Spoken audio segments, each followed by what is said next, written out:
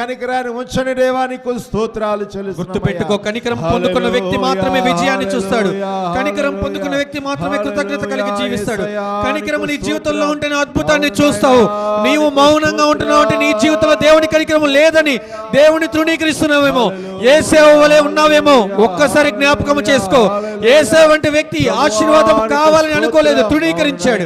ఈ దినమున దేవుడు నీకు సమయాన్ని ఇచ్చినప్పుడు దేవుని కనికరాన్ని కాదనుకుంటున్నావు, దేవుని కనికరాన్ని కాలదన్నుకుని లోకాశల వైపు వెళ్ళిపోతున్నావు. దేవుడి దినమున చూపిస్తున్నాడు, అయ్యా నీ కనికరం నాకు కావాలయ్యా అని నీవు కేకలు వేసినట్లయితే, ప్రాధేయపడినట్లయితే, మొర్ర పెట్టుకున్నట్లయితే, బతిమాలినట్లయితే, మనుషుల సహాయం కాదు దేవుని సహాయం నీ జీవితంలో చూడబోతున్నావు. ఆశ్చర్యకరమైనటువంటి ఆయన అదృశ్య హస్తాన్ని నువ్వు చూడబోతున్నావు. ఈ దినమున అడుగుతావా, యెహోవా నీ కనికరం నాకు కావాలయ్యా, నేనున్నటువంటి స్థితిలో నాకు కనికరం కావాలయ్యా అని. సమయంలో నా ప్రభువా, నా తండ్రి, నీ ఆశ్చర్యకరమైన నీ కనికరాన్ని మా పైన ఉంచండి, నీకు స్తోత్రం.